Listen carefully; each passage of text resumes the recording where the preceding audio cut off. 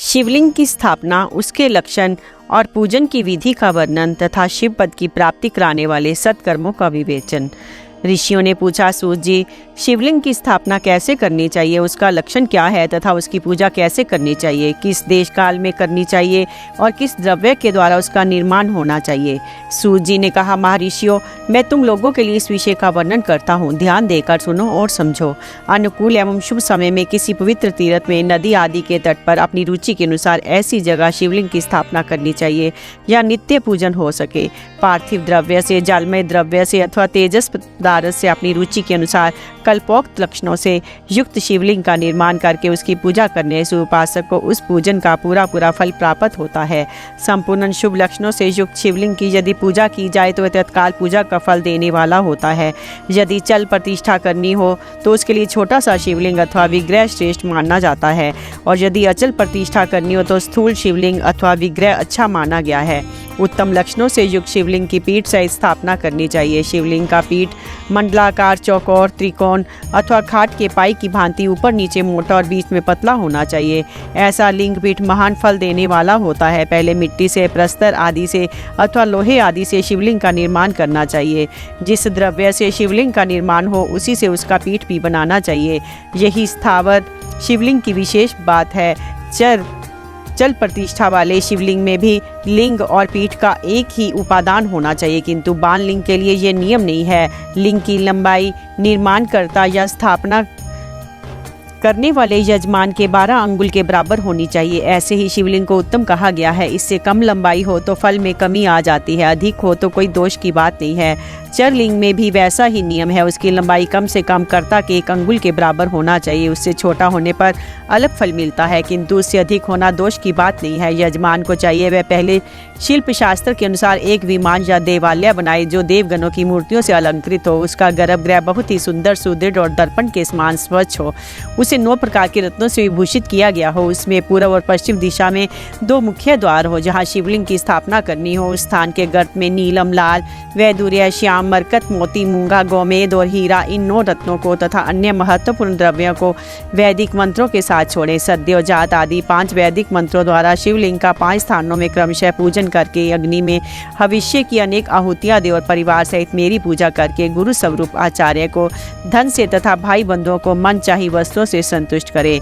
याचकों को जड़ तथा चेतन वैभव प्रदान करे। स्थावर जंगम सभी जीवों को यत्न पूर्वक संतुष्ट करके एक गड्ढे में स्वर्ण तथा 9 प्रकार के रत्न भरकर सद्योजात आदि वैदिक मंत्रों का उच्चारण करके परम कल्याणकारी महादेव जी का ध्यान करे। तत्पश्चात नाद घोष से युक्त महामंत्र ओंकार ओम का उच्चारण करके उक्त गड्ढे में शिवलिंग की स्थापना करके उसे पीठ से संयुक्त करे। इस प्रकार पीठ युक्त लिंग की स्थापना करके उसे नित्य लेप दीर्घ काल तक टिके रहने वाले मसाले से जोड़कर स्थिर करें। इसी प्रकार वहाँ परम सुंदर वेर मूर्ति की भी स्थापना करनी चाहिए। सारांश ये कि भूमि संस्कार आदि की सारी विधि जैसी लिंग प्रतिष्ठा के लिए कही गई है वैसी ही वेद मूर्ति प्रतिष्ठा के लिए ही समझनी चाहिए। अंतर इतना ही है कि लिंग प्रतिष्ठा के लिए प्रणव मंत्र के उच्चारण का विधान है, परंतु वेद की प्रतिष्ठा पंचाक्षर मंत्र से करनी चाहिए।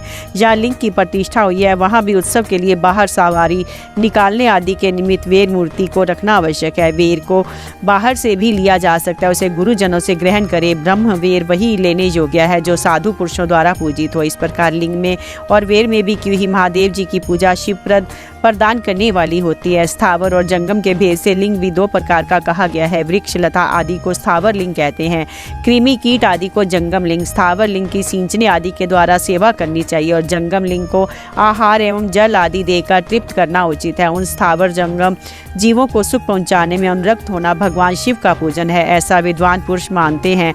यो चराचर जीवों को ही भगवान शंकर के प्रतीक मानकर उनका पूजन करना चाहिए। इस तरह महालिंग की स्थापना करके विविध उपचारों द्वारा उसका पूजन करें। अपनी शक्ति के अनुसार नित्य पूजा करनी चाहिए। देवालय के पास ध्वजारोपण आदि करना चाहिए। शिवलिंग साक्षात शिव का पद प्रदान करने वाला है अथवा चरलिंग में षोडशोपचारों द्वारा यथोचित रीति से क्रमशः पूजन करें। ये पूजन भी शिव पद प्रदान करने वाला है। आवाहन, आसन, अर्धपाद्य, पादांग, आचमन, अभंग पूर्वक स्नान, वस्त्र, यज्ञोपवीत, गंध, पुष्प, धूप, दीप, नैवेद्य, तांबूल समर्पण नीराजन, नमस्कार और विसर्जन, ये 16 उपचार हैं। अथवा अर्घ्य से लेकर नैवेद्य तक विधिवत पूजन करें। अभिषेक, नैवेद्य, नमस्कार और तर्पण, ये सब यथाशक्ति नित्य करें। इस तरह किया हुआ शिव का पूजन शिव पद की प्राप्ति कराने वाला होता है। अथवा किसी मनुष्य के द्वारा स्थापित शिवलिंग में, ऋषियों द्वारा स्थापित शिवलिंग में, देवताओं द्वारा स्थापित शिवलिंग में, अपने आप प्रकट हुए स्वयं भूलिंग में तथा अपने द्वारा नूतन स्थापित हुए शिवलिंग में भी उपचार समर्पण पूर्वक जैसे तैसे पूजन करने से या पूजन की सामग्री देने से भी मनुष्य ऊपर जो कुछ कहा गया है वह सारा फल प्राप्त कर लेता है। कर्मशः परिक्रमा और नमस्कार करने से भी शिवलिंग शिव पद की प्राप्ति कराने वाला होता है। यदि नियम पूर्वक शिवलिंग का दर्शन मात्र कर लिया जाए तो वह भी कल्याणप्रद होता है।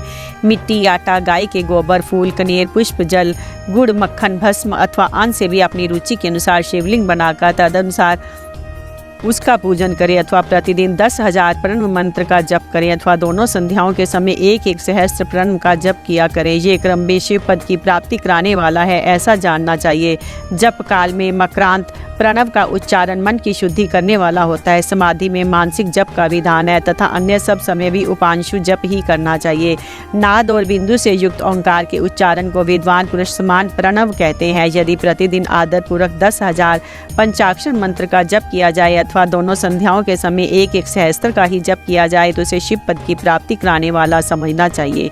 ब्राह्मणों के लिए आदि में प्रणव से युक्त पंचाक्षर मंत्र अच्छा बताया गया है। कलश से किया हुआ स्नान, मंत्र की दीक्षा, मातृकाओं का न्यास, सत्य से पवित्र अंतःकरण वाला ब्राह्मण तथा ज्ञानी गुरु, इन सब को उत्तम माना गया है। द्विजों के लिए नमः शिवाय का उच्चारण का विधान है। द्विजेतरों के लिए अंत में नमः पद का प्रयोग की विधि, अर्थात वे शिवाय नमः इस मंत्र का जप का उच्चारण करें। स्त्रियों के लिए भी कहीं कहीं विधि पूर्वक नमोन्त उच्चारण का ही विद्वान है, अर्थात वे भी शिवाय नमः का ही जप करें। कोई ऋषि ब्राह्मण की स्त्रियों के लिए नमः पूर्वक शिवाय के जप की अनुमति देते हैं, अर्थात वे नमः शिवाय का जप करें। पंचाक्षर मंत्र का 5 करोड़ जप करके मनुष्य भगवान सदाशिव के समान हो जाता है। 1, 2, 3 अथवा 4 करोड़ का जप करने से क्रमशः ब्रह्मा, विष्णु, रुद्र तथा महेश्वर का पद प्राप्त होता है। अथवा मंत्र में जितने अक्षर हैं उनका पृथक पृथक 1-1 लाख जप करें। अथवा समस्त अक्षरों का एक साथ ही जितने अक्षर हों उतने लाख जप करें। इस तरह के जप को शिव पद की प्राप्ति कराने वाला समझना चाहिए। यदि 1000 दिनों में प्रतिदिन 1 सहस्त्र जप के क्रम से पंचाक्षर मंत्र का 10 लाख जप पूरा कर लिया जाए और प्रतिदिन ब्राह्मण भोजन कराया जाए तो उस मंत्र से अभीष्ट कार्य की सिद्धि होने लगती है। ब्राह्मण को चाहिए कि वह प्रतिदिन प्रातःकाल 1008 बार गायत्री का जप करें। ऐसा होने पर गायत्री क्रमशः शिव का पद प्रदान करने वाली होती है। वेद मंत्र और वैदिक सूक्तों को भी नियम पूर्वक जप करना चाहिए। वेदों का पारायण भी शिव पद की प्राप्ति कराने वाला है, ऐसा जानना चाहिए। अन्य जो बहुत से मंत्र हैं उनका भी जितने अक्षर हों उतने लाख जप करें। इस प्रकार जो यथाशक्ति जप करता है वह क्रमशः शिव पद मोक्ष प्राप्त कर लेता है। अपनी रुचि के अनुसार किसी एक मंत्र को अपनाकर मृत्यु पर्यंत प्रतिदिन उसका जप करना चाहिए। अथवा ओम इस मंत्र का प्रतिदिन 1 सहस्त्र जप करना चाहिए। ऐसा करने पर भगवान शिव की आज्ञा से संपूर्ण मनोरथों की सिद्धि होती है। जो मनुष्य भगवान शिव के लिए फुलवारी या बगीचे आदि लगाता है तथा शिव के सेवा कार्य के लिए मंदिर में झाड़ने, बुहारने आदि की व्यवस्था करता है, वह इस पुण्य कर्म को करके शिव पद प्राप्त कर लेता है। भगवान शिव के जो काशी आदि क्षेत्र हैं उनमें भक्तिपूर्वक नित्य निवास करें। वह जड़ चेतन सभी को भोग और मोक्ष देने वाला होता है। अतः विद्वान पुरुष को भगवान शिव के क्षेत्र में आमरण निवास करना चाहिए। पुण्य क्षेत्र में स्थित बावड़ी, कुआं और पोखरे आदि को शिव गंगा समझना चाहिए। भगवान शिव का ऐसा ही वचन है, वहाँ स्नान, दान और जप करके मनुष्य भगवान शिव को प्राप्त कर लेता है। अतः मृत्यु पर्यंत शिव के क्षेत्र का आश्रय लेकर रहना चाहिए। जो शिव के क्षेत्र में अपने किसी मृत संबंधी का दाह, दशा, मासिक श्राद्ध, सपिंडीकरण अथवा वार्षिक श्राद्ध करता है अथवा कभी भी शिव के क्षेत्र में अपने पितरों को पिंड देता है, वह तत्काल सब पापों से मुक्त हो जाता अंत में शिव पद पाता है। अथवा शिव के क्षेत्र में 7, 5, 3 या 1 ही रात निवास कर लें। ऐसा करने से क्रमशः शिव पद की प्राप्ति होती है। लोक में अपने अपने वर्ण के अनुरूप सदाचार का पालन करने से भी मनुष्य शिव पद को प्राप्त कर लेता है। वर्णानुकूल आचरण से तथा भक्ति भाव से वे अपने सत्कर्म को अतिशय फल पाता है। कामना पूर्वक किए हुए अपने कर्म के अभीष्ट फल को शीघ्र ही पा लेता है। निष्काम भाव से किया हुआ सारा कर्म साक्षात शिव पद की प्राप्ति कराने वाला होता है। दिन के 3 विभाग होते हैं, प्रातः, मध्याह्न और सायाह्न। इन तीनों में क्रमशः एक एक प्रकार के कर्म का संपादन किया जाता है। प्रातःकाल को शास्त्र विहित नित्य कर्म के अनुष्ठान का समय जानना चाहिए। मध्याह्न काल सकाम कर्म करने के लिए उपयोगी है। सायंकाल शांति कर्म के उपयुक्त है, ऐसा जानना चाहिए। इसी प्रकार रात्रि में भी समय का विभाजन किया गया है। रात के 4 पहरों में से जो बीच के 2 पहर हैं उन्हें निशीथ काल कहा गया है। विशेषतः उसी काल में की हुई भगवान शिव की पूजा अभीष्ट फल को देने वाली होती है। ऐसा जानकर कर्म करने वाला मनुष्य यथोक्त फल का भागी होता है। विशेषतः कल युग में कर्म से ही फल की सिद्धि होती है। अपने अपने अधिकार के अनुसार ऊपर कहे गए किसी भी कर्म के द्वारा शिवराधन करने वाला पुरुष यदि सदाचारी है और पाप से डरता है तो वह उन कर्मों को पूरा फल अवश्य प्राप्त कर लेता है। ऋषियों ने कहा, सूत जी, पुण्य क्षेत्र कौन कौन से हैं जिनका आश्रय लेकर सभी स्त्री पुरुष शिव पद प्राप्त कर लें, ये हमें संक्षेप से बताइए। मोक्षदायक पुण्य क्षेत्रों का वर्णन, काल विशेष में विभिन्न नदियों के जल में स्नान के उत्तम फल का निर्देश तथा तीर्थों में पाप से बचे रहने की चेतावनी। सूत जी बोले, विद्वान एवं बुद्धिमान महर्षियों, मोक्षदायक शिव क्षेत्रों का वर्णन सुनो। तत्पश्चात मैं लोक रक्षा के लिए शिव संबंधी आगमों का वर्णन करूंगा। पर्वत, वन और कानों सहित इस पृथ्वी का विस्तार 50 करोड़ योजन है। भगवान शिव की आज्ञा से पृथ्वी संपूर्ण जगत को धारण करके स्थित है। भगवान शिव ने भूतल पर विभिन्न स्थानों में वहाँ के निवासियों को कृपा पूर्वक मोक्ष देने के लिए शिव क्षेत्र का निर्माण किया है। कुछ क्षेत्र ऐसे हैं जिन्हें देवताओं तथा ऋषियों ने अपना वास स्थान बनाकर अनुग्रहित किया है, इसलिए उनमें तीर्थ प्रकट हो गया है, तथा अन्य बहुत से तीर्थ क्षेत्र ऐसे हैं जो लोगों की रक्षा के लिए स्वयं प्रादुर्भाव हुए। तीर्थ और क्षेत्र में जाने पर मनुष्य को सदा स्नान, दान और जप आदि करना चाहिए, अन्यथा वह रोग, दरिद्रता तथा मुक्ता आदि दोषों का भागी होता है। जो मनुष्य इस भारतवर्ष के भीतर मृत्यु को प्राप्त होता है वे अपने पुण्य के फल से ब्रह्मलोक में वास करके पुण्य क्षय के पश्चात पुनः मनुष्य योनि में ही जन्म लेता है। ब्राह्मणों, पुण्य क्षेत्र में पाप कर्म किया जाए तो वह और भी दृढ़ हो जाता है। अतः पुण्य क्षेत्र में निवास करते समय सूक्ष्म से सूक्ष्म अथवा थोड़ा सा भी पाप ना करें। सिंधु और सतलज नदी के तट पर बहुत से पुण्य क्षेत्र हैं। सरस्वती नदी परम पवित्र और 60 मुख वाली कही गई है, अर्थात उसकी 60 धाराएं हैं। विद्वान पुरुष सरस्वती के उन धाराओं के तट पर निवास करें तो वह क्रमशः ब्रह्म पद को पा लेता है। हिमालय पर्वत से निकली हुई पुण्य सलीला गंगा 100 मुख वाली नदी है। उसके तट पर काशी, प्रयाग आदि अनेक पुण्य क्षेत्र हैं। वहाँ मकर राशि के सूर्य होने पर गंगा की तट भूमि पहले से भी अधिक प्रशस्त एवं पुण्यदायक हो जाती है। सोनभद्र नदी की 10 धाराएं हैं। वह बृहस्पति के मकर राशि में आने पर अत्यंत पवित्र तथा अभीष्ट फल देने वाली हो जाती है। उस समय वहां स्नान और उपवास करने से विनायक पद की प्राप्ति होती है। पुण्य सलीला महानदी नर्मदा के 24 मुख हैं। उसमें स्नान तथा उसके तट पर निवास करने से मनुष्य को वैष्णव पद की प्राप्ति होती है। तमसा के 12 तथा रेवा के 10 मुख हैं। परम पुण्य में गोदावरी के 21 मुख बताए गए हैं। वह ब्रह्म हत्या तथा गोवध के पाप का भी नाश करने वाली एवं रुद्रलोक देने वाली है। कृष्णवेणी नदी का जल बड़ा पवित्र है। वह नदी समस्त पापों को नाश करने वाली है। उसके 18 मुख बताए गए हैं तथा वह विष्णु लोक प्रदान करने वाली है। तुंगभद्रा के 10 मुख है। वह ब्रह्मलोक देने वाली है। पुण्य सलीला स्वर्ण मुखरी के 9 मुख कहे गए हैं। ब्रह्मलोक से लौटे हुए जीव उसी के तट पर जन्म लेते हैं। सरस्वती नदी, पंपा सरोवर, कन्याकुमारी, अंतरीप तथा शुभ कारक श्वेत नदी, ये सभी पुण्य क्षेत्र हैं। इनके तट पर निवास करने से इंद्रलोक की प्राप्ति होती है।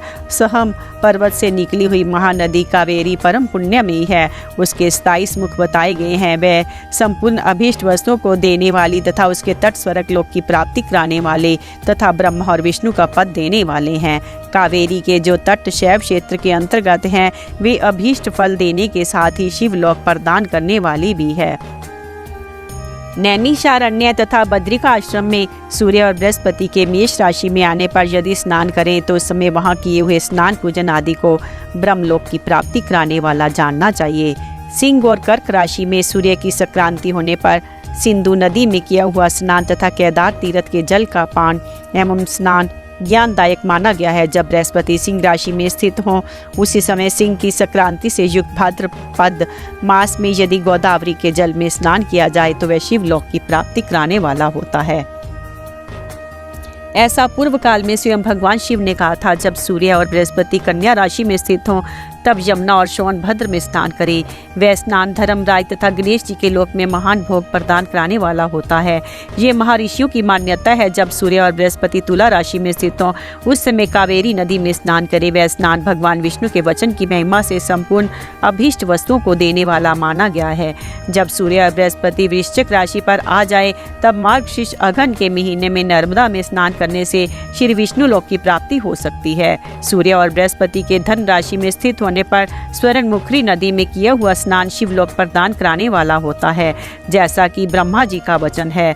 जब सूर्य और बृहस्पति मकर राशि में स्थित हों उस समय माघ मास में गंगा जी के जल में स्नान करना चाहिए।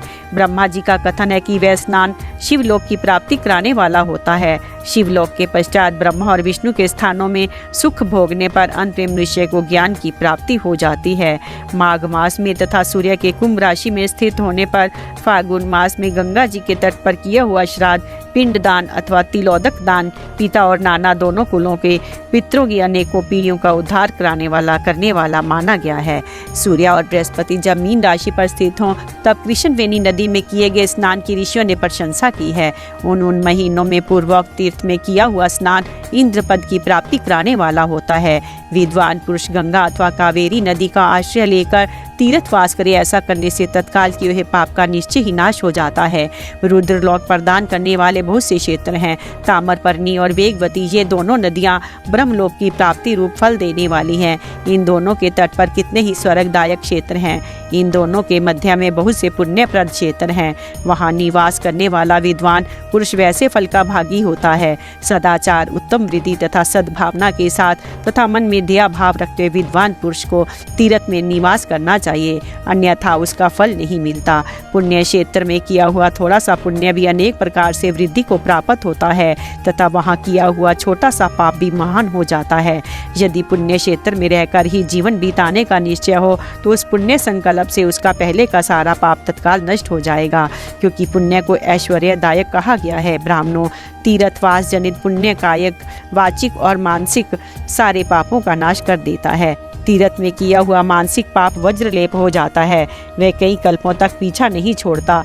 वैसा पाप केवल ध्यान से ही नष्ट होता है, अन्यथा नहीं। वाचिक पाप जप से तथा कायिक पाप शरीर को सुखाने जैसे कठोर तप से नष्ट होता है। अतः सुख चाहने वाले पुरुष को देवताओं की पूजा करते और ब्राह्मणों का दान देते हुए पाप से बचकर ही तीर्थ में निवास करना चाहिए।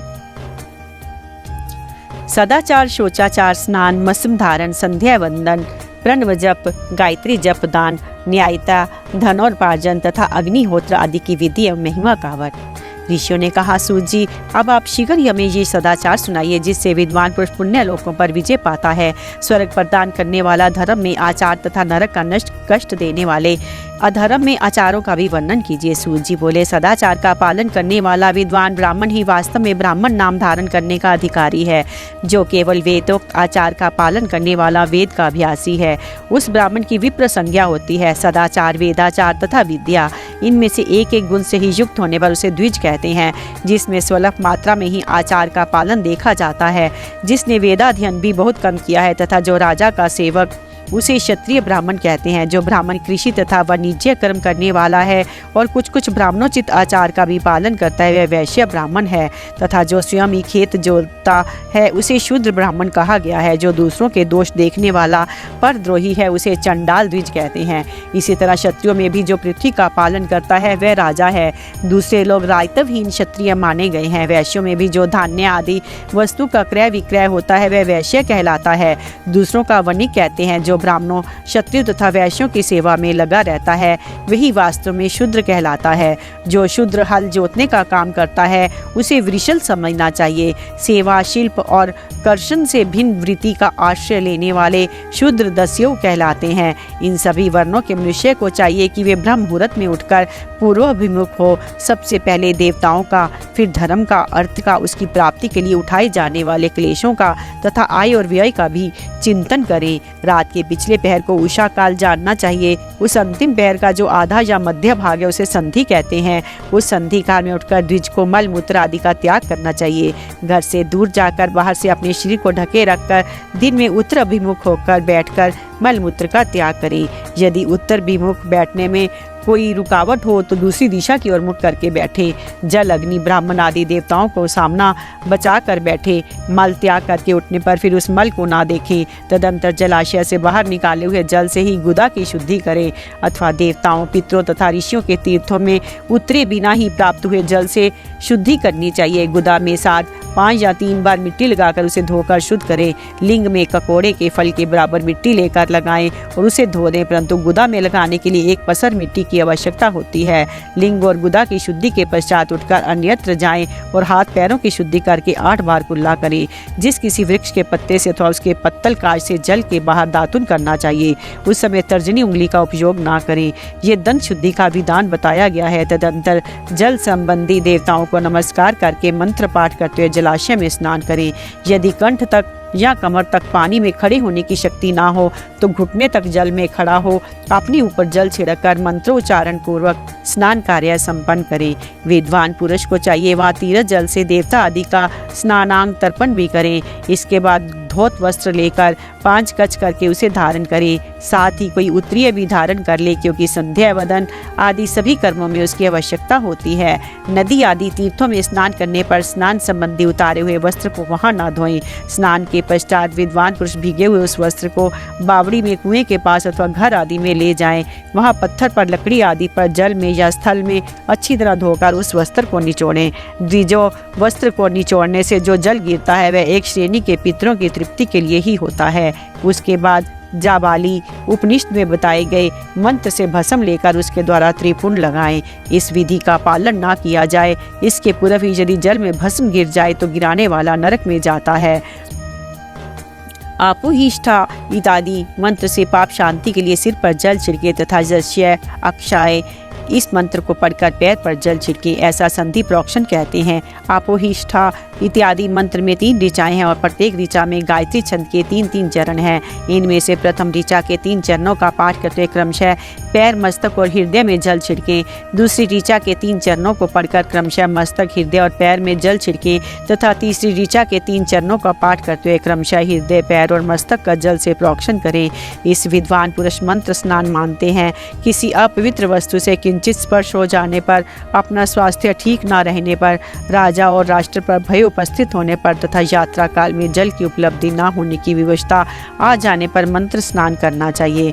प्रातःकाल सूर्य शच माँ मन्युश्च इत्यादि सूर्यानुवाक से तथा सायंकाल अग्निश्च माँ मन्युश्च इत्यादि अग्नि संबंधी अनुवाक से जल का आचमन करके पुनः जल से अपने अंगों का प्रोक्षण करें। मध्याह्न काल में भी आप पुनंतु इस मंत्र से आचमन करके पूर्ववत प्रोक्षण या मार्जन करना चाहिए। प्रातः काल की संध्या उपासना में गायत्री मंत्र का जप करके 3 बार ऊपर की ओर सूर्य देव को अर्घ्य देना चाहिए। ब्राह्मणों मध्याह्न काल में गायत्री मंत्र के उच्चारण पूर्वक सूर्य को एक ही अर्घ्य देना चाहिए। फिर सायंकाल आने पर पश्चिम की ओर मुख करके बैठ जाएं और पृथ्वी पर ही सूर्य के लिए अर्घ्य दें। प्रातः काल और मध्याह्न के समय अंजलि में अर्घ्य जल लेकर उंगलियों की ओर से सूर्य देव के लिए अर्घ्य दें। फिर उंगलियों के छिद्र से ढलते हुए सूर्य को देखें तथा उनके लिए स्वतः प्रदक्षिणा करके शुद्ध आचमन करें। सायंकाल में सूर्यास्त से 2 घड़ी पहले की हुई संध्या निष्फल होती है, क्योंकि वह साय संध्या का समय नहीं है। ठीक समय पर संध्या करनी चाहिए, ऐसी शास्त्र की आज्ञा है। यदि संध्या उपासन किए बिना दिन बीत जाए तो प्रत्येक समय के लिए क्रमशः प्रायश्चित करना चाहिए। यदि एक दिन बीते तो प्रत्येक बीते हुए संध्या काल के नित्य नियम के अतिरिक्त 100 गायत्री मंत्र का अधिक जप करें। यदि नित्य कर्म के लुप्त हुए 10 दिन से अधिक बीत जाए तो उसके प्रायश्चित रूप से 1 लाख गायत्री का जप करना चाहिए। यदि 1 मास तक नित्य कर्म छूट जाए तो पुनः अपना इन संस्कार कराएं। अर्थ सिद्धि के लिए ईश, गौरी, कार्तिकेय, विष्णु, ब्रह्मा, चंद्रमा और यम का तथा ऐसे ही अन्य देवताओं का भी शुद्ध जल से तर्पण करें।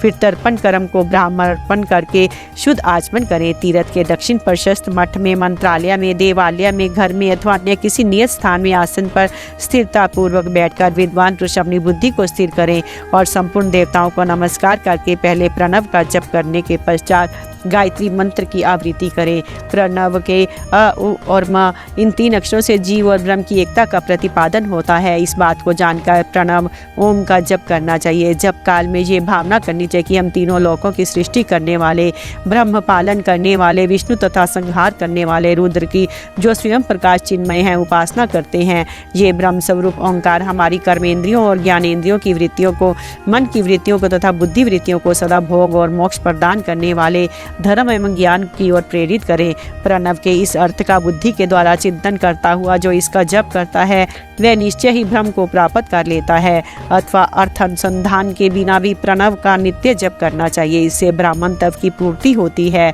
ब्राह्मण तप की पूर्ति के लिए श्रेष्ठ ब्राह्मण को प्रतिदिन प्रातःकाल 1 सहस्त्र गायत्री मंत्र का जप करना चाहिए। मध्याह्न काल में 100 बार और सायंकाल में 28 बार जप की विधि है। अन्य वर्ण के लोगों को अर्थात क्षत्रिय और वैश्य को तीनों संध्याओं के समय यथासाध्य गायत्री जप करना चाहिए। शरीर के भीतर मूलाधार, स्वाधिष्ठान, मणिपुर, अनाहत, आज्ञा और सहस्त्रार ये 6 चक्र हैं। इनमें मूलाधार से लेकर सहस्त्रार तक 6 स्थान में क्रमशः विद्येश्वर, महाब्रह्मा, विष्णु, ईश, जीवात्मा और परमेश्वर स्थित हैं। इन सब में ब्रह्म बुद्धि करके इनकी एकता का निश्चय करें और ब्रह्म मैं हूँ ऐसी भावना पूर्वक प्रत्येक श्वास के साथ सोहम का जप करें। उन्हीं विद्येश्वर आदि की ब्रह्मांड आदि में तथा इस शरीर से बाहर भी भावना करें। प्रकृति के विकारभूत महतत्व से लेकर पंचभूत पर्यंत तत्वों से बना हुआ जो शरीर है, ऐसे सहस्त्रों शरीरों का एक एक अजपा गायत्री के जप से एक एक के क्रम से अतिक्रमण करके जीव को धीरे धीरे परमात्मा से संयुक्त करें। ये जप का तत्व बताया गया है। 100 अथवा 28 मंत्रों के जप से उतने ही शरीरों को अतिक्रमण होता है। इस प्रकार जो मंत्रों का जप है इसी को आदि क्रम से वास्तविक जप जानना चाहिए। सहस्त्र बार किया हुआ जप ब्रह्मलोक प्रदान करने वाला होता है, ऐसा जानना चाहिए। 100 बार किया हुआ जप इंद्रपद की प्राप्ति कराने वाला माना गया है। ब्राह्मणेतर पुरुष आत्मरक्षा के लिए जो स्वल्प मात्र में जाप करता है वह ब्राह्मण के कुल में जन्म लेता है। प्रतिदिन सूर्य प्रस्थान करके उपयुक्त रूप से जप का अनुष्ठान करना चाहिए। 12 लाख गायत्री का जप करने वाला पुरुष पूर्ण रूप से ब्राह्मण कहा गया है। जिस ब्राह्मण ने 1 लाख गायत्री का जप ना किया उसे वैदिक कार्य में ना लगाएं। 70 वर्ष की अवस्था तक नियम पालन पूर्वक कार्य करें। इसके बाद गृह त्याग कर संन्यास ले लें। परिवारजक या सन्यासी पुरुष नित्य प्रातःकाल 12,000 प्रणव का जाप करें। यदि एक दिन इस नियम का उल्लंघन हो जाए तो दूसरे दिन उसके बदले उतना मंत्र और अधिक जपना चाहिए। सदा इस प्रकार जप को चलाने का प्रयत्न करना चाहिए। यदि क्रमशः 1 मास आदि का उल्लंघन हो गया तो 1.5 लाख जप करके उसका प्रायश्चित करना चाहिए। इससे अधिक समय तक नियम का उल्लंघन हो जाए तो पुनः नए सिरे से गुरु से नियम ग्रहण करें। ऐसा करने से दोषों की शांति होती है, अन्यथा वह रौरव नरक में जाता है। जो सकाम भावना से युक्त ग्रस्त ब्राह्मण है उसी को धर्म तथा अर्थ के लिए यत्न करना चाहिए। मुमुक्ष ब्राह्मण को तो सदा ज्ञान का ही अभ्यास करना चाहिए। धर्म से अर्थ की प्राप्ति होती है, अर्थ से भोग सुलभ होता है, फिर उस भोग से वैराग्य की संभावना होती है। धर्म पूर्वक उपार्जित धन से जो भोग प्राप्त होता है उससे एक दिन अवश्य वैराग्य का उदय होता है। धर्म के विपरीत अधर्म से उपार्जित हुए धन के द्वारा जो भोग प्राप्त होता है उससे भोगों के प्रति आसक्ति उत्पन्न होती है। मनुष्य धर्म में धन पाता है, तपस्या से उसे दिव्य रूप की प्राप्ति होती है। कामनाओं का त्याग करने वाले पुरुष के अंतःकरण की शुद्धि होती है, उस शुद्धि से ज्ञान का उदय होता है, इसमें संशय नहीं है। सतयुग आदि में तप को ही प्रशस्त कहा गया है, किंतु कलियुग में द्रव्य साधक धर्म दान आदि अच्छा माना गया है। सतयुग में ध्यान से, त्रेता से, तपस्या से और द्वापर में यज्ञ करने से ज्ञान की सिद्धि होती है, परंतु कलियुग में प्रतिमा की पूजा से ज्ञान लाभ होता है। अधर्म हिंसा रूप है और धर्म सुख रूप है। अधर्म से मनुष्य दुख पाता है और धर्म से वह सुख एवं अभ्युदय का भागी होता है। दुराचार से दुख प्राप्त होता है, सदाचार से सुख। अतः भोग और मोक्ष की सिद्धि के लिए धर्म का उपार्जन करना चाहिए। जिसके घर में कम से कम 4 मनुष्य हैं, ऐसे कुटुंबी ब्राह्मण को जो 100 वर्ष के लिए जीविका देता है उसके लिए वह दान ब्रह्मलोक की प्राप्ति कराने वाला होता है। 1 सहस्त्र चंद्रायन व्रत का अनुष्ठान ब्रह्मलोकदायक माना गया है। जो क्षत्रिय 1 सहस्त्र कुटुंब को जीविका और आवास देता है उसका वह कर्म इंद्रलोक की प्राप्ति कराने वाला होता है। 10,000 कुटुंबों को दिया हुआ आश्रय दान ब्रह्मलोक प्रदान करता है। दाता पुरुष जिस देवता को सामने रखकर दान करता है, अर्थात वह दान के द्वारा जिस देवता को प्रसन्न करना चाहता है उसी का लोक उसे प्राप्त होता है। ये बात वेद वेता पुरुष अच्छी तरह जानते हैं।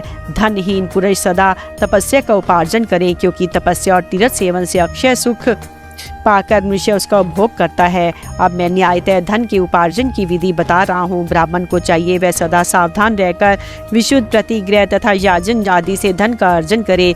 वह इसके लिए कहीं दीनता ना दिखाए और ना अत्यंत क्लेशदायक कर्म ही करे। क्षत्रिय बाहुबल से धन का उपार्जन करे और वैश्य कृषि एवं गौ रक्षा से न्याय उपार्जित धन का दान करने से दाता को ज्ञान की सिद्धि प्राप्त होती है। ज्ञान सिद्धि द्वारा सब पुरुषों को गुरु कृपा मोक्ष सिद्धि सुलभ होती है। मोक्ष से स्वरूप की सिद्धि प्राप्त होती है, जिससे मुक्त पुरुष परमानंद का अनुभव करता है। गृहस्थ पुरुष को चाहिए कि वह धन धान्य आदि सब वस्तुओं का दान करे। वह तृषा निवृत्ति के लिए जल तथा क्षुधा रूपी रोग की शांति के लिए सदा अन्न का दान करे। खेत धान्य, कच्चा अन्न तथा भक्ष्य भोज्य, लेहा और चौष्य, ये 4 प्रकार के सिद्ध अन्न दान करने चाहिए। जिसके अन्न को खाकर मनुष्य जब तक कथा श्रवण आदि सद्धर्म का पालन करता है, उतने समय तक उसके लिए किए हुए पुण्य फल का आधा भाग दाता को मिल जाता है। इसमें संशय नहीं है। दान लेने वाला पुरुष दान में प्राप्त हुई वस्तु का दान तथा तपस्या करके अपने प्रतिग्रह जनित पाप की शुद्धि कर ले, अन्यथा उसे रौरव नरक में गिरना पड़ता है। अपने धन के 3 भाग करें। 1 भाग धर्म के लिए, दूसरा भाग वृद्धि के लिए तथा तीसरा भाग अपने उपभोग के लिए। नित्य, नैमित्तिक और काम्य, ये तीनों प्रकार के कर्म धर्मार्थ रखे हुए धन से करें। साधक को चाहिए कि वे वृद्धि के लिए रखे हुए धन से ऐसा व्यापार करे जिससे उस धन की वृद्धि हो, तथा उपभोग के लिए रक्षित धन से हितकारक, परिमित एवं पवित्र भोग भोगे। खेती से पैदा किए हुए धन का 10वां अंश दान कर दे, इससे पाप की शुद्धि होती है। शेष धन से धर्म वृद्धि एवं उपभोग करे, अन्यथा वह रौरव नरक में पड़ता है, अथवा उसकी बुद्धि पाप पूर्ण हो जाती है या खेती ही चौपट हो जाती है। वृद्धि के लिए किए गए व्यापार में प्राप्त हुए धन का 6ठा भाग दान कर देने योग्य है। बुद्धिमान पुरुष अवश्य उसका दान कर दे। विद्वान को चाहिए वह दूसरे के दोषों का बखान ना करे। ब्राह्मणों दोषवश दूसरों के सुने या देखे हुए छिद्र को भी प्रकट ना करे। विद्वान पुरुष ऐसी बात ना कहें जो समस्त प्राणियों के हृदय में रोष पैदा करने वाले हो। ऐश्वर्य की सिद्धि के लिए दोनों संध्याओं के समय अग्निहोत्र कर्म अवश्य करे। जो दोनों समय अग्निहोत्र करने में असमर्थ हो, वह एक ही समय सूर्य और अग्नि को विधि पूर्वक दी हुई आहुति से संतुष्ट करे। चावल, धान्य, घी, फल, कंद तथा हविष्य, इनके द्वारा विधि पूर्वक स्थाली पाक बनाए तथा यथोचित रीति से सूर्य और अग्नि को अर्पित करे। यदि हविष्य का अभाव हो तो प्रधान होम पात्र मात्र करे। सदा सुरक्षित रहने वाली अग्नि को विद्वान पुरुष अजसत्र की संज्ञा देते हैं, अथवा संध्या काल में जप मात्र या सूर्य की वंदना मात्र कर लें। आत्मज्ञान की इच्छा वाले धनार्थी पुरुषों को भी इस प्रकार विधिवत उपासना करनी चाहिए। जो सदा ब्रह्म यज्ञ में तत्पर होते हैं तथा ब्राह्मणों को तृप्त किया करते हैं, वे सब लोग स्वर्ग लोक के भागी होते हैं। अग्नियज्ञ, देवयज्ञ और ब्रह्मयज्ञ आदि का वर्णन। भगवान शिव के द्वारा 7 वारों का निर्माण तथा उनमें देव आराधना से विभिन्न प्रकार के फलों की प्राप्ति का कथन। ऋषियों ने कहा, प्रभु, अग्नियज्ञ, देवयज्ञ, ब्रह्मयज्ञ, गुरु पूजा और ब्रह्म तृप्ति का हमारे समक्ष क्रमशः वर्णन कीजिए। सूर्य जी बोले, महर्षियों, गृहस्थ पुरुष अग्नि में सायंकाल और प्रातःकाल जो चावल आदि द्रव्य की आहुति देता है, उसी को अग्नियज्ञ कहते हैं। जो ब्रह्मचर्य आश्रम में स्थित है, उन ब्रह्मचारियों के लिए समिधा का आधान ही अग्नियज्ञ है। वे समिधा का ही अग्नि में हवन करे।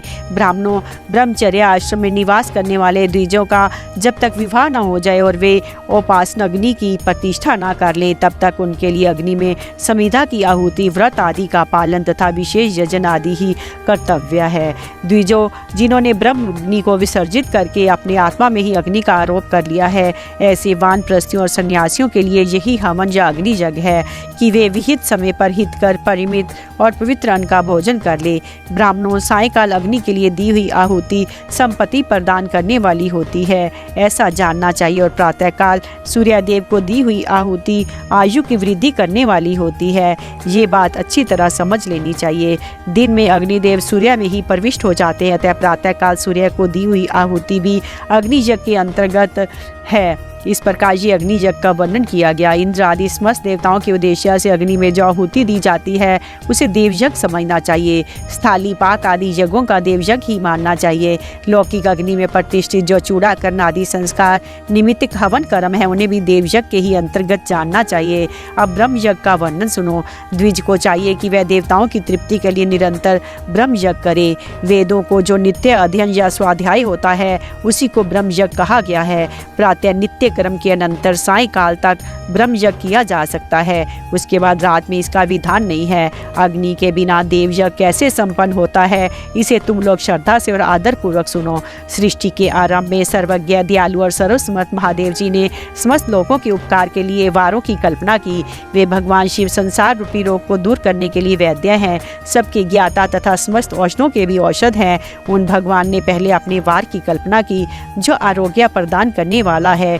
तत्पश्चात अपनी माया शक्ति का वार बनाया जो संपत्ति प्रदान करने वाला है। जन्म काल में दुर्गतिग्रस्त बालक की रक्षा के लिए उन्होंने कुमार के वार की कल्पना की।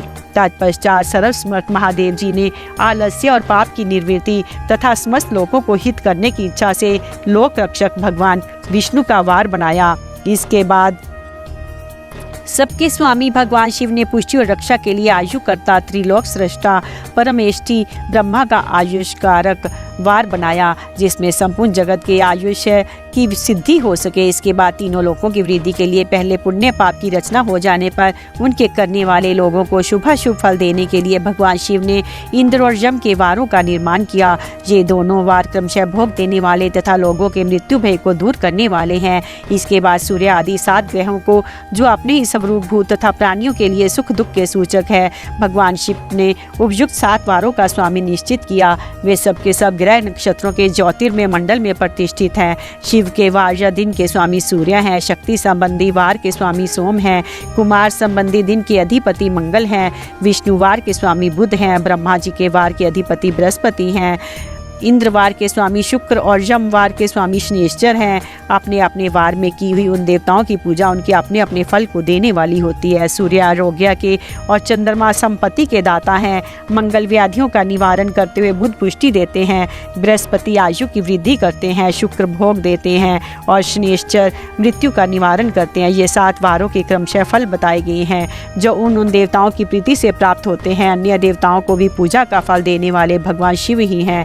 देवताओं की प्रसन्नता के लिए पूजा की 5 प्रकार की पद्धति बनाई गई। उन देवताओं के मंत्रों का जप ये पहला प्रकार है। उनके लिए होम करना, दूसरा दान करना, तीसरा तथा तप करना चौथा प्रकार है। किसी वेदी पर, प्रतिमा में, अग्नि में अथवा ब्राह्मण के शरीर में आराध्य देवता की भावना करके 16 उपचारों से उनकी पूजा या आराधना करना पांचवा प्रकार है। इनमें पूजा के उत्तरोत्तर आधार श्रेष्ठ है। पूर्व के अभाव में उत्तरोत्तर आधार का अवलंबन करना चाहिए।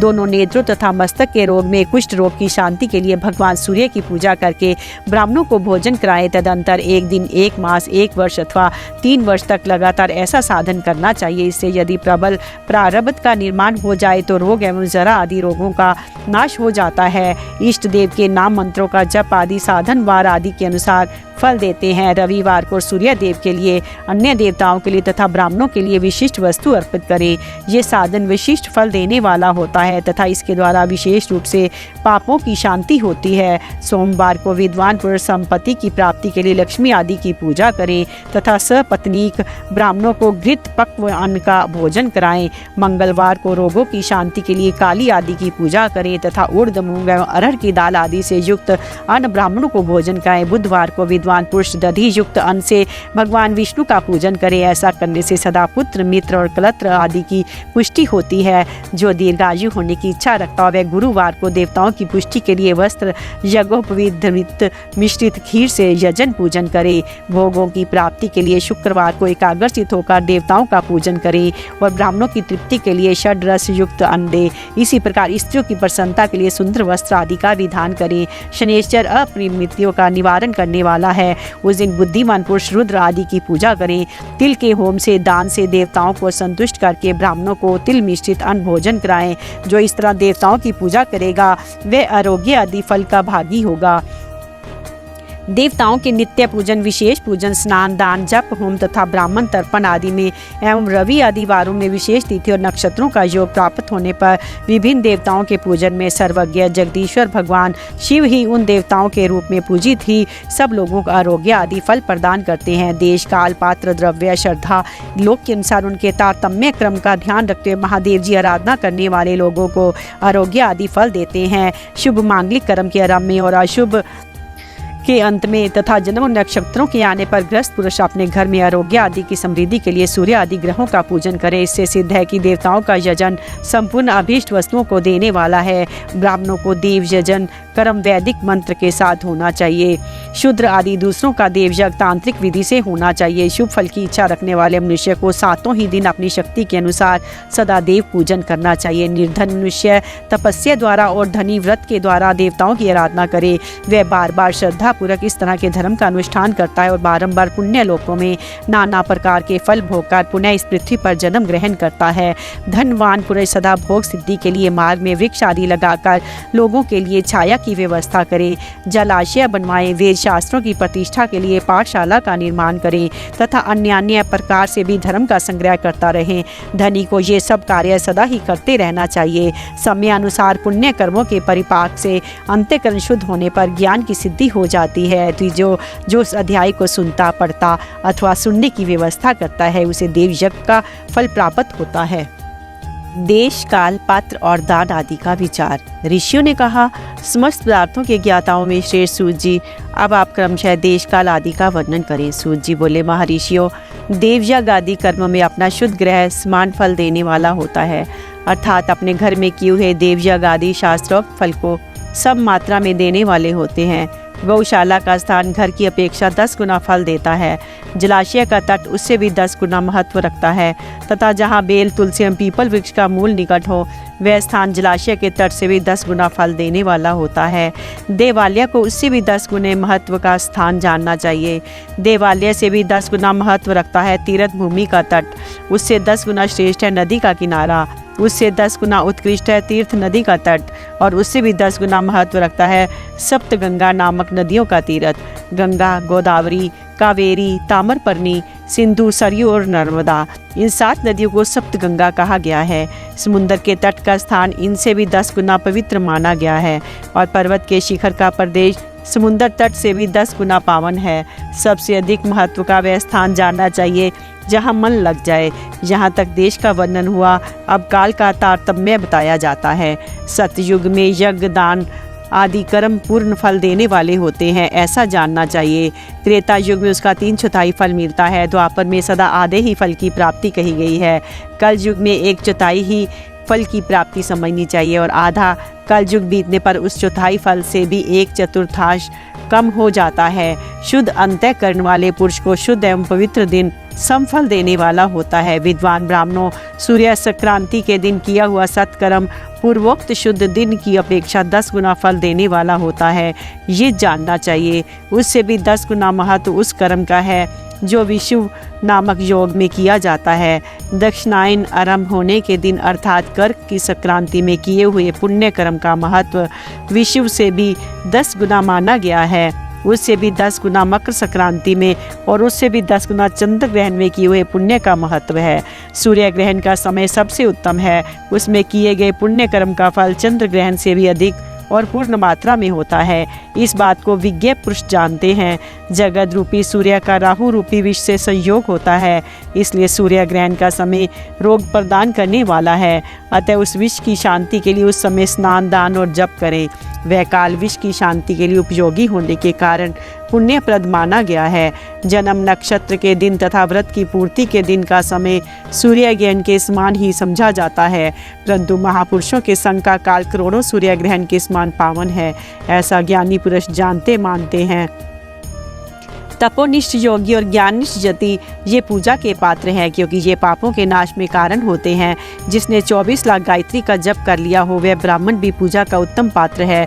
वह संपूर्ण फलों और भोगों को देने में समर्थ है। जो पतन से त्राण करता अर्थात नरक में गिरने से बचाता है, उसके लिए इसी गुण के कारण शास्त्र में पात्र शब्द का प्रयोग होता है।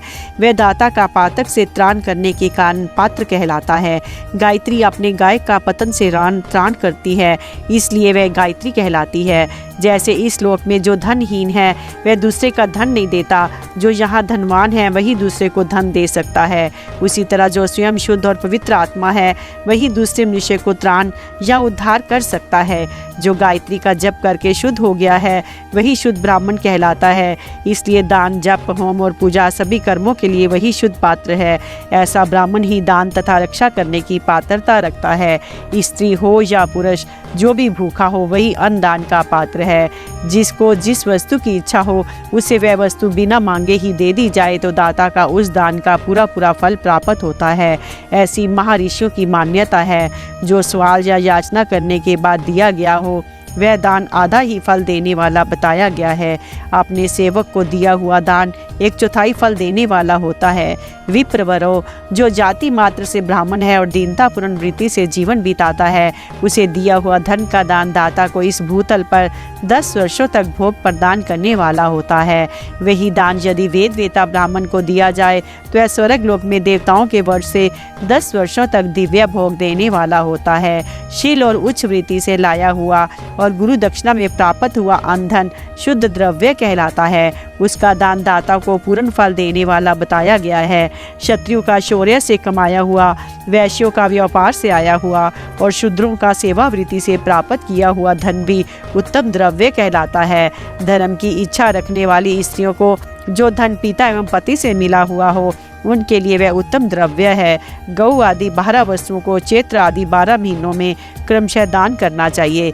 गौ, भूमि, तिल, स्वर्ण, घी, वस्त्र, धान्य, गुड़, चांदी, नमक, कोहड़ा और कन्या, यही वे 12 वस्तुएं जिनमें गोदान से कायिक, वाचिक और मानसिक पापों का निवारण तथा कायिक आदि पुण्य कर्मों की पुष्टि होती है। ब्राह्मणों, भूमि का दान यही लोक और परलोक में प्रतिष्ठा की प्राप्ति कराने वाला है। तिल का दान बलवर्धक है, मृत्यु का निवारक होता है। स्वर्ण का दान जठराग्नि को बढ़ाने वाला तथा वीर्यदायक है। घी का दान पुष्टि कारक होता है। वस्त्र का दान आयु की वृद्धि कराने वाला है, ऐसा जानना चाहिए। धान्य का दान अन्न धन की समृद्धि में कारण होता है। गुड़ का दान मधुर भोजन की प्राप्ति कराने वाला होता है। चांदी के दान से वीर्य की वृद्धि होती है। लवण का दान षड्रस भोजन की प्राप्ति कराता है। सब प्रकार का दान सारी समृद्धि को सिद्धि के लिए होता है। विज्ञ पुरुष कुष्मांड के दान को पुष्टिदायक मानते हैं। कन्या का दान आजीवन भोग देने वाला कहा गया है। ब्राह्मणों, वह लोक और परलोक में भी संपूर्ण भोगों की प्राप्ति कराने वाला है। विद्वान पुरुष को चाहिए कि जिन वस्तुओं से श्रवण आदि इंद्रियों की तृप्ति होती है उनका सदा दान करे। श्रोत्र आदि 10 इंद्रियों के जो शब्द आदि 10 विषय हैं उनका दान किया जाए तो वे भोगों की प्राप्ति कराते हैं तथा दिशा आदि इंद्रियां देवताओं को संतुष्ट करते हैं। वेद और शास्त्र को गुरु मुख से ग्रहण करके गुरु के उपदेश से अथवा स्वयं ही बोध प्राप्त करने के पश्चात जो बुद्धि का ये निश्चय होता है कि कर्मों का फल अवश्य मिलता है, इसी को उच्च कोटि की आस्तिकता कहते हैं। भाई, बंधु अथवा राजा के भय से जो आस्तिकता बुद्धि या श्रद्धा होती है वह कनिष्ठ श्रेणी की आस्तिकता है, जो सर्वथा दरिद्र है। इसलिए जिसके पास सभी वस्तुओं का अभाव है वह वाणी अथवा कर्म द्वारा यजन करे। मंत्र, स्तोत्र और जप आदि को वाणी द्वारा किया गया यजन समझना चाहिए तथा तीर्थ यात्रा और व्रत आदि को विद्वान पुरुष शारीरिक यजन मानते हैं। जिस किसी भी उपाय से थोड़ा हो या बहुत देवता अर्पण बुद्धि से जो कुछ भी दिया अथवा किया जाए वह दान या सत्कर्म भोगों की प्राप्ति कराने में समर्थ होता है। तपस्या और दान ये 2 कर्म मनुष्य को सदा करने चाहिए तथा ऐसे ग्रह का दान करना चाहिए जो अपने वरण, चमक दमक या सफाई और गुण सुख सुविधा से सुशोभित हो। बुद्धिमान पुरुष देवताओं की तृप्ति के लिए जो कुछ देते हैं वह अतिशय मात्रा में और सब प्रकार के भोग प्रदान करने वाला होता है। उस दान से विद्वान पुरुष यही लोक और परलोक में उत्तम जन्म और सदा सुलभ होने वाला भोग पाता है। ईश्वर अर्पण बुद्धि से यज्ञ, दान आदि कर्म करके मनुष्य मोक्ष फल का भागी होता है। पृथ्वी आदि से निर्मित देव प्रतिमाओं के पूजन की विधि।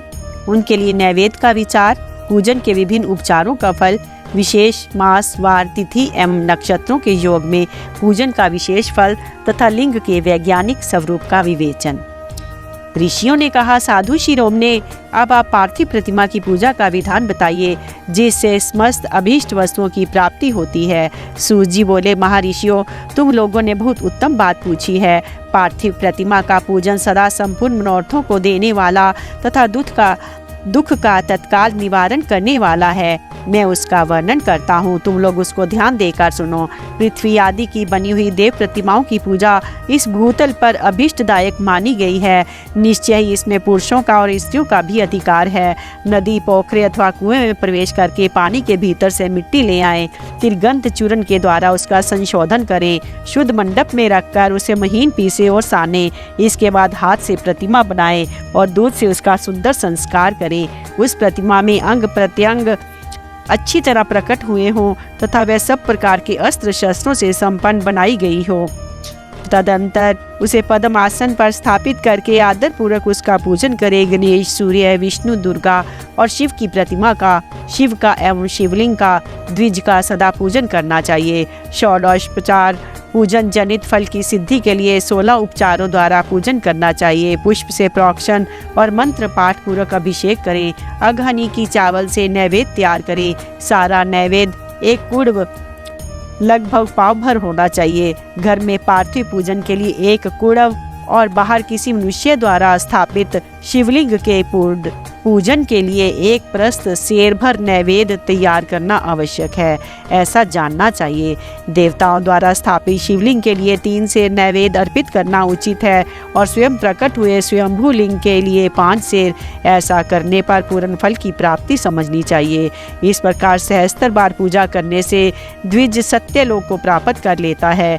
12 अंगुल चौड़ा, इससे दूना और 1 अंगुल अधिक अर्थात 25 अंगुल लंबा तथा 15 अंगुल चौड़ा जो लोहे या लकड़ी का बना हुआ पात्र होता है उसे विद्वान पुरुष शिव कहते हैं। उसका 8वां भाग प्रस्थ कहलाता है जो 4 कुंडव के बराबर माना गया है। मनुष्य द्वारा स्थापित शिवलिंग के लिए 10 प्रस्थ, ऋषियों द्वारा स्थापित शिवलिंग के लिए 100 प्रस्थ और स्वयंभू शिवलिंग के लिए 1 सहस्त्र प्रस्थ नैवेद्य निवेदन किया जाए तथा जल, तेल आदि एवं गंध द्रव्यों की यथा योग्य मात्रा रखी जाए तो ये उन शिवलिंग की महापूजा बताई जाती है। देवता का अभिषेक करने से आत्म शुद्धि होती है, गंध से पुण्य की प्राप्ति होती है, नैवेद्य लगाने से आयु बढ़ती और तृप्ति होती है, धूप निवेदन करने से धन की प्राप्ति होती है, दीप दिखाने से ज्ञान का उदय होता है और तांबूल समर्पण करने से भोग की उपलब्धि होती है। इसलिए स्नान आदि 6 उपचारों को यत्न पूर्वक अर्पित करें। नमस्कार और जप ये दोनों संपूर्ण अभीष्ट फल को देने वाले हैं। इसलिए भोग और मोक्ष की इच्छा रखने वाले लोगों को पूजा के अंत में सदा ही जप और नमस्कार करने चाहिए। मनुष्य को चाहिए कि वह सदा पहले मन से पूजा करके फिर उन उपचारों से करे। देवताओं के पूजा से उन देवताओं के लोकों की प्राप्ति होती है तथा उनके अवान्तर लोक में भी यथेष्ट भोग की वस्तुएं उपलब्ध होती हैं। अब मैं देव पूजा से प्राप्त होने वाले विशेष फलों का वर्णन करता हूँ। द्विजो, तुम लोग श्रद्धा पूर्वक सुनो। विधन राज गणेश की पूजा से भूलोक में उत्तम अभीष्ट वस्तु की प्राप्ति होती है। शुक्रवार को, श्रावण और भाद्र मासों को, शुक्ल पक्ष की चतुर्थी को और पोष मास में शतभिषा नक्षत्र के आने पर विधि पूर्वक गणेश जी की पूजा करनी चाहिए। 100 या सहस्त्र दिनों में 100 या सहस्त्र बार पूजा करें। देवता और अग्नि में श्रद्धा रखते हुए किया जाने वाला उनका नित्य पूजन मनुष्य को पुत्र एवं अभीष्ट वस्तु प्रदान करता है।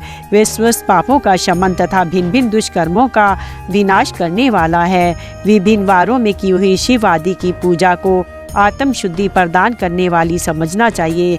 वार या दिन, तिथि, नक्षत्र और योगों को आधार है। समस्त कामनाओं को देने वाला, उसमें वृद्धि और क्षय नहीं होता, इसलिए उसे पूर्ण ब्रह्म स्वरूप मानना चाहिए। सूर्य उदय काल से लेकर सूर्य उदय काल आने तक एक वार की स्थिति मानी गई है जो ब्राह्मण आदि सभी वर्णों के कर्मों का आधार है। विहित तिथि के पूर्व भाग में की हुई देव पूजा मनुष्य को पूर्ण भोग प्रदान करने वाली होती है। यदि मध्याह्न के बाद तिथि का आरंभ होता है तो रात्रि युक्त तिथि का पूर्व भाग पितरों के श्राद्ध आदि कर्म के लिए उत्तम बताया जाता है। ऐसी तिथि का पर भाग ही दिन से युक्त होता है, अतः वही देव कर्म के लिए प्रशस्त माना गया है। यदि मध्याह्न काल तक तिथि रहे तो उद्व्यापनी तिथि को ही देव कार्य में ग्रहण करना चाहिए। इसी तरह शुभ तिथि एवं नक्षत्र आदि ही देव कार्य में ग्राही होते हैं। वार आदि का भली भांति विचार करके पूजा और जप आदि करने चाहिए। वेदों में पूजा शब्द के अर्थ की इस प्रकार योजना की गई है। ये पूजा शब्द की व्युत्पत्ति है। वो का अर्थ है भोग और फल की सिद्धि। वह जिस कर्म से संपन्न होती है उसका नाम पूजा है। मनोवांछित वस्तु तथा ज्ञान ये ही अभीष्ट वस्तुएं हैं। सकाम भाव वाले को अभीष्ट भोग अपेक्षित होता है और निष्काम भाव वाले का अर्थ परमार्थिक ज्ञान। ये दोनों ही पूजा शब्द के अर्थ हैं। इनकी योजना करने से ही पूजा शब्द की सार्थकता है। इस प्रकार लोक और वेद में पूजा शब्द का अर्थ विख्यात है। नित्य और नैमित्तिक कर्म कालांतर में फल देते हैं, किंतु काम्य कर्म का यदि भली भांति अनुष्ठान हुआ हो तो वह तत्काल फलद होता है। प्रतिदिन एक पक्ष, एक मास और एक वर्ष तक लगातार पूजन करने से उन कर्मों के फल की प्राप्ति होती है। उनसे वैसे ही पापों का क्रमशः क्षय होता है। प्रत्येक मास के कृष्ण पक्ष की चतुर्थी तिथि को की हुई महागणपति की पूजा एक पक्ष के पापों का नाश करने वाली और एक पक्ष तक उत्तम भोग रूपी फल देने वाली होती है। चैत्र मास में चतुर्थी को की हुई पूजा एक मास तक किए गए पूजन का फल देने वाली होती है और जब सूर्य सिंह राशि पर स्थित हो उस समय भाद्र मास की चतुर्थी को की हुई गणेश जी की पूजा एक वर्ष तक मनोवांछित भोग प्रदान करती है। ऐसा जानना चाहिए। श्रावण मास के रविवार को हस्त नक्षत्र से युक्त सप्तमी तिथि को तथा माघ शुक्ला सप्तमी को भगवान सूर्य का पूजन करना चाहिए। ज्येष्ठ तथा भाद्रपद मासों के बुधवार को श्रवण नक्षत्र से युक्त द्वादशी तिथि को तथा केवल द्वादशी को भी किया गया भगवान विष्णु का पूजन अभीष्ट संपत्ति को देने वाला माना गया है। श्रावण मास में की जाने वाली श्री हरि की पूजा अभीष्ट मनोरथ और आरोग्य प्रदान करने वाली होती है। अंगों एवं उपकरणों सहित पूर्वोक्त गऊ आदि 12 वस्तुओं का दान करने से जिस फल की प्राप्ति होती है उसी को द्वादशी तिथि में आराधना द्वारा श्री विष्णु की तृप्ति करके मनुष्य प्राप्त कर लेता है। जो द्वादशी तिथि को भगवान विष्णु के 12 नामों द्वारा 12 ब्राह्मणों का षोडश उपचार पूजन करता है वह उनकी प्रसन्नता प्राप्त कर लेता है। इसी प्रकार संपूर्ण देवताओं के विभिन्न 12 नामों द्वारा किया हुआ 12 ब्राह्मणों का पूजन उन देवताओं को प्रसन्न करने वाला होता है। करक की संक्रांति से युक्त श्रावण मास में नवमी तिथि को मृगशिरा नक्षत्र के योग में अंबिका का पूजन करें। वे संपूर्ण मनोवांछित भोगों और फलों को देने वाली है। ऐश्वर्य की इच्छा रखने वाले पुरुष को उस दिन अवश्य उनकी पूजा करनी चाहिए। अश्विन मास के शुक्ल पक्ष की नवमी तिथि संपूर्ण अभीष्ट फलों को देने वाली है। उसी मास के कृष्ण पक्ष की चतुर्दशी को यदि रविवार पड़ा हो तो उस दिन का महत्व विशेष बढ़ जाता है। उसके साथ ही यदि आद्रा और महाद्रा सूर्य संक्रांति से युक्त आद्रा का योग हो तो उक्त अवसरों पर की हुई शिव पूजा का विशेष महत्व माना गया है। माघ कृष्ण चतुर्दशी को की हुई शिवजी की पूजा संपूर्ण अभीष्ट फलों को देने वाली है। वह मनुष्यों की आयु बढ़ाती, मृत्यु कष्ट को दूर हटाती और समस्त सिद्धियों को प्राप्ति कराती है। ज्येष्ठ मास में चतुर्दशी को यदि महा आर्द्रा का योग हो अथवा मार्गशीर्ष मास में किसी भी तिथि को यदि आर्द्रा नक्षत्र हो तो उस अवसर पर विभिन्न वस्तुओं की बनी हुई मूर्ति के रूप में शिव की जो 16 उपचारों से पूजा करता है उसे पुण्य आत्मा के चरणों का दर्शन करना चाहिए। भगवान शिव की पूजा मनुष्यों को भोग और मोक्ष देने वाली है, ऐसा जानना चाहिए। कार्तिक मास में प्रत्येक वार और तिथि आदि में महादेव जी की पूजा का विशेष महत्व है। कार्तिक मास आने पर विद्वान पुरुष दान, तप, होम, जप और नियम आदि के द्वारा समस्त देवताओं को षोडशों उपचारों से पूजन करे। उस पूजन में देव प्रतिमा, ब्राह्मण तथा मंत्रों का उपयोग आवश्यक है। ब्राह्मणों को भोजन कराने से वह पूजन कर्म संपन्न होता है। पूजक को चाहिए कि वह कामनाओं को त्याग कर पीड़ा रहित ही देव आराधना में तत्पर रहे। कार्तिक मास में देवताओं का यजन पूजन समस्त भोगों को देने वाला, व्याधियों को हर लेने वाला तथा भूतों और ग्रहों का विनाश करने वाला है। कार्तिक मास के रविवारों को भगवान सूर्य की पूजा करने और तेल तथा सूती वस्त्र देने से मनुष्यों के कोढ़ आदि रोगों का नाश होता है। हरी काली मिर्च वस्त्र और खीरा आदि का दान और ब्राह्मणों की प्रतिष्ठा करने से क्षय के रोगों का नाश होता है। दीप और सरसों के दान से मिर्गी का रोग मिट जाता है। कृतिका नक्षत्र से युक्त सोमवारों को किया हुआ शिवजी का पूजन मनुष्य के महान दरिद्र को मिटाने वाला और संपूर्ण संपत्तियों को देने वाला है। घर की आवश्यक सामग्रियों के साथ गृह और क्षेत्र आदि का दान करने से भी उक्त फल की प्राप्ति होती है। कृतिका युक्त मंगलवारों को श्री सिकंद का पूजन करने से तथा दीपक एवं घंटा आदि का दान देने से मनुष्य को शीघ्र ही वाक सिद्धि प्राप्त हो जाती है। उनके मुंह से निकली हर एक बात सत्य होती है। कृतिका युक्त बुधवारों को किया हुआ श्री विष्णु का यजन तथा दही भात का दान मनुष्यों को उत्तम संतान की प्राप्ति कराने वाला होता है। कृतिका युक्त गुरुवारों को धन से ब्रह्मा जी का पूजन तथा मधु सोना और घी का दान करने से मनुष्य के भोग वैभव की वृद्धि होती है। कृतिका युक्त शुक्रवारों को गजानन गणेश जी की पूजा करने से तथा गंध पुष्प एवं अन्न का दान देने से मानवों के भोग्य पदार्थों की वृद्धि होती है। उस दिन सोना चांदी आदि का दान करने से बंध्य को भी उत्तम पुत्र की प्राप्ति होती है। कृतिका युक्त शनिवारों को दिक्पालों की वंदना, दिग्गजों नागों और सेतुपालों का पूजन, त्रिनेत्रधारी रुद्र, पापहारी विष्णु तथा ज्ञानदाता ब्रह्मा का आराधन और धन्वंतरी एवं दोनों अश्विनी कुमारों का पूजन करने से रोग दुर्मृत्यु एवं अकाल मृत्यु का निवारण होता है तथा तात्कालिक व्याधियों की शांति हो जाती है। नमक, लोहा, तेल और उड़द आदि का त्रिकूट, सौंठ, पीपल और गोल मिर्च, फल, गंध और जल आदि का तथा घृत आदि द्रव पदार्थों का और स्वर्ण मोती आदि कठोर वस्तुओं का भी दान देने से स्वर्गलोक की प्राप्ति होती है। इनमें से नमक आदि का मान कम से कम 1 सेर होना चाहिए और स्वर्ण आदि का मान कम से कम 1 पल।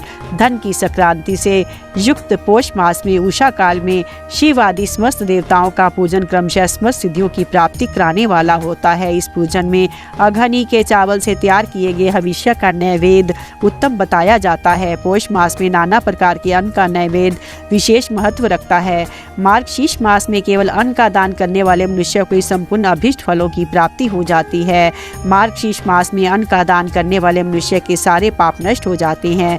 वे अभीष्ट सिद्धि, आरोग्य, धर्म, वेद का सम्यक ज्ञान, उत्तम अनुष्ठान का फल, यही लोक और परलोक में भी महान भोग, अंत में स्नातन योग तथा वेदांत ज्ञान की सिद्धि प्राप्त कर लेता है। जो भोग की इच्छा रखने वाले हैं वे मनुष्य मार्गशीर्ष मास आने पर कम से कम 3 दिन भी उषा काल में अवश्य देवताओं का पूजन करे और पोष मास को पूजन से खाली ना जाने दे। उषा काल से लेकर संगम काल तक ही पोष मास में पूजन का विशेष महत्व बताया जाता है। पोष मास में पूरे महीने भर जितेंद्रिय और निराहार रहकर द्विज प्रातः काल से मध्याह्न काल तक वेद माता गायत्री का जप करें। तत्पश्चात रात को सोने के समय तथा पंचाक्षर आदि मंत्रों का जप करें। ऐसा करने वाला ब्राह्मण ज्ञान पाकर शरीर छूटने के बाद मोक्ष प्राप्त कर लेता है। द्विजेतर नर नारियों को त्रिकाल स्नान और पंचाक्षर मंत्र के ही निरंतर जप से विशुद्ध ज्ञान प्राप्त हो जाता है। इष्ट मित्रों का सदा जप करने से बड़े पापों का भी नाश हो जाता है। सारा चराचर जगत बिंदु नारद स्वरूप बिंदु शक्ति है। नाद शिव, इस तरह ये जगत शिव शक्ति स्वरूप ही है। नाद बिंदुकार बिंदु इस जगत का आधार है। ये बिंदु और नाद शक्ति और शिव संपूर्ण जगत के आधार रूप से स्थित है। बिंदु और नाद से युक्त सब कुछ शिव स्वरूप है क्योंकि वही सबका आधार है। आधार में ही आध्याय का समावेश अथवा लय होता है। यही सकलीकरण है। इस सकलीकरण की स्थिति से ही सृष्टि काल में जगत का प्रादुर्भाव होता है, इसमें संशय नहीं है। शिवलिंग बिंदु नाद स्वरूप है, अतः उसे जगत का कारण बताया जाता है। बिंदु देव है और नाद शिव, इन दोनों का संयुक्त रूप ही शिवलिंग कहलाता है। अतः जन्म के संकट से छुटकारा पाने के लिए शिवलिंग की पूजा करनी चाहिए। बिंदु रूपा देवी उमा माता है, नाद स्वरूप भगवान शिव पिता। इन माता पिता के पूजित होने से परमानंद की ही प्राप्ति होती है। अतः परमानंद का लाभ लेने के लिए शिवलिंग का विशेष रूप से पूजन करें। देवी उमा जगत की माता है, भगवान शिव जगत के पिता। जो इनकी सेवा करता है उस पुत्र पर इन दोनों माता पिता की कृपा नित्य अधिकाधिक बढ़ती रहती है। वे पूजक पर कृपा करके उसे अपना आंतरिक ऐश्वर्य प्रदान करते हैं। अतः मुनीश्वरों, आंतरिक आनंद की प्राप्ति के लिए शिवलिंग को माता पिता का स्वरूप मानकर उसकी पूजा करनी चाहिए। शिव पुरुष रूप हैं और शिवा अथवा शक्ति प्रकृति कहलाती है। अव्यक्त आंतरिक अधिष्ठान रूप गर्भ को पुरुष कहते हैं। संयुक्त आंतरिक अधिष्ठान भूत गर्भ को प्रकृति पुरुष आदि गर्भ है। वह प्रकृति रूप गर्भ से युक्त होने के कारण गर्भवान है, क्योंकि वही प्रकृति का जनक है। प्रकृति में जो पुरुष का संयोग होता है यही पुरुष से उसका प्रथम जन्म कहलाता है। अव्यक्त प्रकृति से महतत्व आदि के क्रम से जो जगत का व्यक्त होना है यही उस प्रकृति का द्वितीय जन्म कहलाता है। जीव पुरुष से ही बारंबार जन्म और मृत्यु को प्राप्त होता है। माया द्वारा अन्य रूप से प्रकट किया जाना ही उसका जन्म कहलाता है। जीव का शरीर जन्म काल से ही जीर्ण होने लगता है, इसलिए उसे जीव संज्ञा दी गई है। जो जन्म लेता है विभिन्न पाशों द्वारा तनाव में पड़ता है उसका नाम जीव है। जन्म और बंधन जीव शब्द का अर्थ ही है। अतः जन्म मृत्यु रूपी बंधन की निवृत्ति के लिए जन्म के अधिष्ठान भूत मातृ पितृ स्वरूप शिवलिंग का पूजन करना चाहिए। गाय का दूध, गाय का दही और गाय का घी, इन तीनों का पूजन के लिए शहद और शक्कर के साथ पृथक पृथक भी रखें। इन सबको मिलाकर सम्मिलित रूप से पंचामृत भी तैयार कर ले। फिर गाय के दूध और अन्न के मेल से नैवेद्य तैयार करके प्रणव मंत्र के उच्चारण पूर्वक उसे भगवान शिव को अर्पित करें। संपूर्ण प्रणव को ध्वनि लिंग कहते हैं। स्वयंभू लिंग नाद स्वरूप होने के कारण नाद लिंग कहा गया है। यंत्र या अर्घा बिंदु स्वरूप होने के कारण बिंदु लिंग के रूप में विख्यात है। उसमें अचल रूप से प्रतिष्ठित जो शिवलिंग है वह मकार स्वरूप है, इसलिए मकार लिंग कहलाता है। स्वारी निकालने आदि के लिए जो चर लिंग होता है वह उकार स्वरूप होने से उकार लिंग कहा गया है। तथा पूजा की दीक्षा देने वाले जो गुरु या आचार्य हैं उनका विग्रह आकार का प्रतीक होने से आकार लिंग माना गया है। इस प्रकार आकार, उकार, मकार, बिंदु, नाद और ध्वनि के नाम रूप में लिंग के 6 भेद हैं। इन 6 लिंगों की नित्य पूजा करने से साधक जीवन मुक्त हो जाता है, उसमें संशय नहीं है।